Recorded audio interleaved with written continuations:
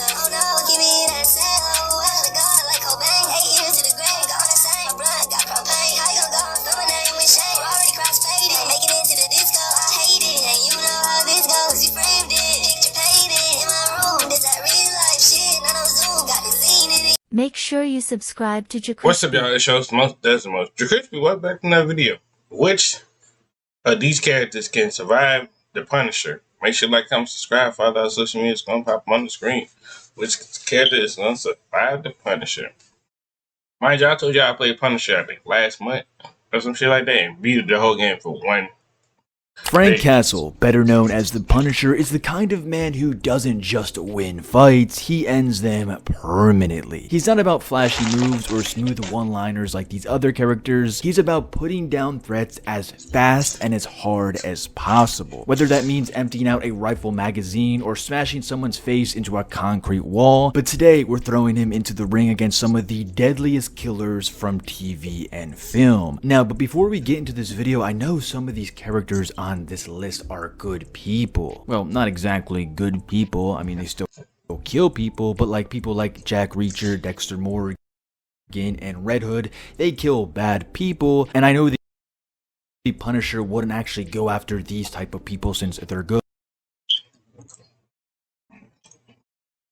especially John Wick. But I mean, hey, this is just a matchup video. Let's just see if the Punisher could potentially take down these people. So now let me explain the tiers so you guys understand what I am ranking. So coming in first, we have they'd kill the Punisher, which means they'd kill the Punisher. 50-50, which means it could go either way. The Punisher could either lose or the Punisher could either die. An honorable battle is kind of just like 50-50, but if I put a character in this tier, that means that I have the Punisher winning 100%. And they would lose pretty easily is, I mean, it's just no contest. The Punisher easily destroys his character with no effort. So let's start off with the man himself, Jack Reacher. So Jack Reacher in the Amazon series feels like a force of nature made into a man. He stands very tall and he's built like a literal bulldozer. But Reacher isn't just a big guy who relies on strength alone. His time in the military police gave him skills most people don't have. And he knows how to spot danger and traps from a long way off. He understands how people think and how to use his surroundings in a fight. But when it comes to a fight with Frank Castle, things can get very ugly for these two. Frank is one of the toughest men around. He has literally been through hell and back and can take punishment most people literally couldn't handle. Like this guy's family died right before his eye. But Reacher's size and endurance mean that he can absorb hits that would knock most men out cold. So if Frank ever tries to get close and fight in hand-to-hand combat, then I feel like it would be hard for Frank to get the upper hand. So for Frank to stand a chance in this scenario, he would have to keep his distance and use his gun. Frank would need to stay behind cover and keep firing before Reacher can close the gap and grab him, because these two are well trained in hand-to-hand combat. But the thing is, when both people are kind of even in hand-to-hand combat, it then comes down to weight classes and height. So the fight turns into a wrestling match that, I'm not gonna lie, Reacher is going to win. But if the battle happens in a shootout where Frank has space to move and use his weapons freely, that would mean Frank Castle would win. So because of that, I do have Jack Reacher at 50-50, because it could go literally either way. And next we have Anton Chigurh. In No Country for Old Men, Anton moves with the calm. Who is this?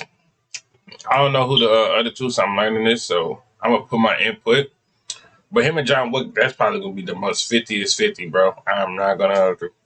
That's gonna be the most vision of someone simply just changing a light bulb. Like there's no panic or rush in this guy's actions whatsoever. But this slow style, which works well when, you know, stalking victims one by one, it actually puts him at a disadvantage in a fight against someone like Frank Castle. Now, Frank isn't the kind of hunter who waits around days or sets traps for his victims. No, Frank decides when someone is a threat. He moves fast. Like I'm talking about, they're dead in under 24 hours, or maybe even under a single hour if they're lucky. Like there's no second guessing with Frank Castle. Once he says he's going to kill you, he doesn't have dialogue. He doesn't say anything before he kills you. It's just boom, you're dead on the spot. Now, Anton's weapon of choice is the cattle gun, which is pretty terrifying at close range and can end your life within an instant. But the problem is he has to get close enough to use that. And the thing is, you do not want to get in close combat with Frank Castle at all. Like even if Anton were to get close range, because if it was a gun battle, Anton is not winning this, but let's say he got close range. He is not. And so this rank basically easily for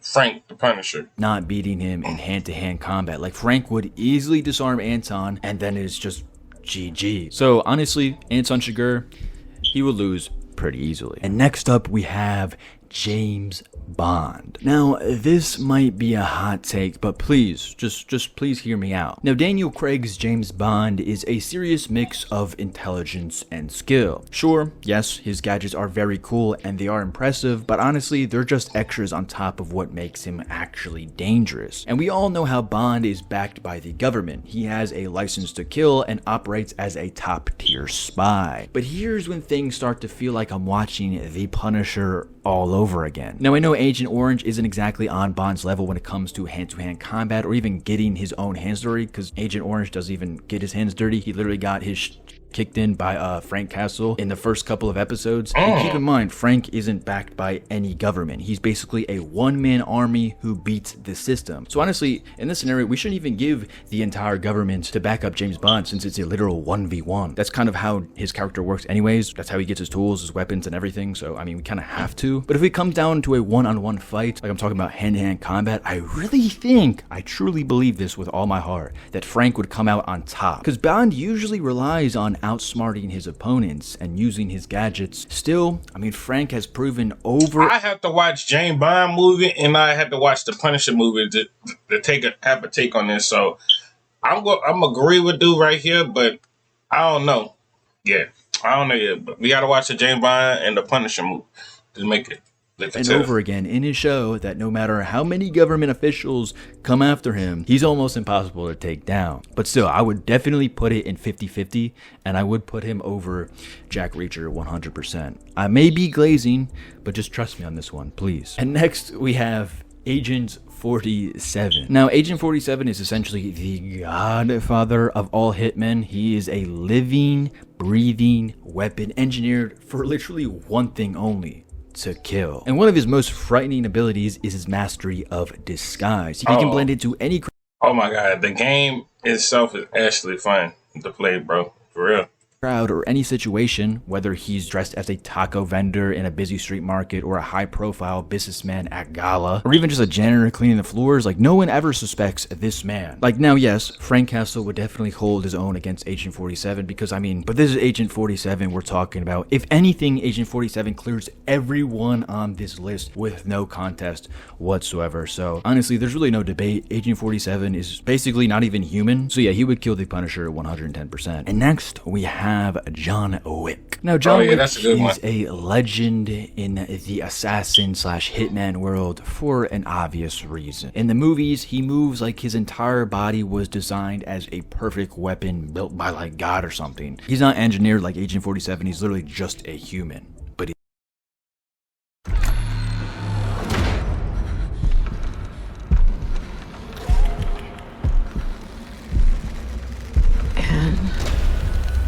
I'm sorry.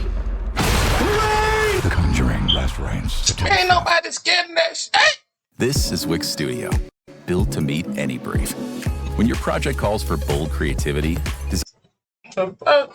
but he's a scary human. When it comes to close-range gunfights, he's practically almost untouchable, or probably literally, I shouldn't even say almost, he is untouchable. Now, as we all know, Frank Castle has taken out entire squads and came out standing, but John Wick has also done that too. And the thing is, he's taken out even bigger groups of squads, and they're not even just squads, sometimes they're literal armies. But Frank definitely would put up a fight, but the key for him to win against Wick would to be completely to catch Wick off guard. But the thing is, you can't really catch John Wick off guard. And if you can't do that, then so that's why I say John Wick would beat the Punisher on this one. Honestly, I feel like John Wick would come out on top, but I would have to put John Wick below the Punisher. Next, we have Hannibal Lecter from the TV show. Now, Hannibal Lecter is kind of terrifying in a way that's kind of hard for me to explain. He's not just like a serial killer, he's like a predator that hunts with like patience and charm. And for those who haven't watched Hannibal, Hannibal is a master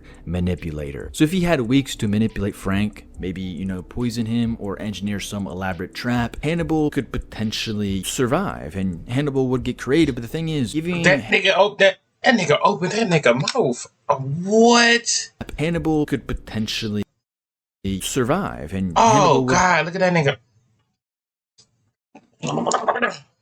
Well, let's see. be creative, It's but the cold thing in is, here. giving Hannibal Got me the weeks chills. to try to kill Frank is kind of too much time. Because I feel like if Frank knew who Hannibal was and Hannibal was trying to kill him, he wouldn't give him a week to try to come up with a plan. Like, Frank would literally kick down his door and then Hannibal is in trouble. Like, Frank Castle, he's literally firing first and then asking questions literally never. Later. And don't get me wrong, Hannibal is very intelligent and may outlast Frank for a couple days with his The fuck? tactics, and that's saying something. But as soon as it comes down to a confrontation, bro, it's so over for Hannibal. And Hannibal can send as much killers as he wants after Frank, but they'll all die trying. I'm gonna respect Hannibal and put him at honorable battle because he will still hold his own. I'm not saying that Hannibal will be dead in a day or so. And next what they we saying. have Jason Todd from the Arkham games. So Jason Todd is skilled with guns, but his hand-to-hand combat is even more impressive. Like, this guy was trained by Batman himself, and we all know Batman. This guy's hand-to-hand combat is something out of this world. As Batman solos his entire list, maybe even Agent 47 as well.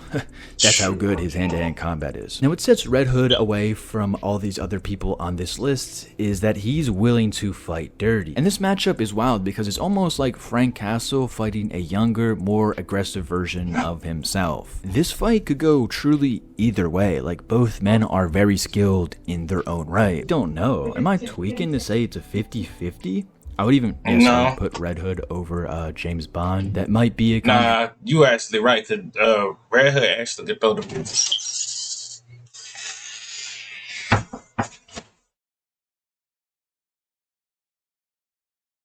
Like I was saying, Red Hook can actually throw the bench, so that might be actually a good competition to put on to this.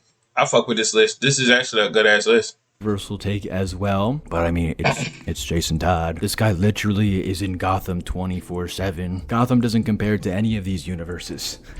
Like, can we all just collectively agree? And last but not least, we have Dexter Morgan. And right off the bat, I just want to put him in honorable battle. Dexter Morgan is not beating the Punisher whatsoever, and I'll even put him below Hannibal because I do have Hannibal even beating Dexter as well. But let me explain why. If Dexter somehow lured Frank into his kill room, sure, he could finish the job, but that's a really big if. And we all know Frank's paranoia and combat instincts make that almost impossible for Dexter to stalk him. The moment Dexter makes a wrong move, which he will, Frank's got him in his sight. And honestly, Dexter wouldn't even have to make a wrong move for Frank to even realize that he's being hunted. And remember how easy it was for Frank to find out who Lieberman was? I mean, yeah, he called him, saying that he was watching him, but still, he found out who he was, and he found out very soon. And we all know Dexter likes to meet his victims face to face sometimes with a fake name. So the moment Dexter walks up to him with a fake name,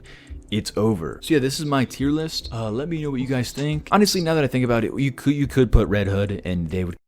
I fuck with it. I fuck with the tier list. If y'all fuck with it, hey, put a thumbs up. If y'all don't, oh well.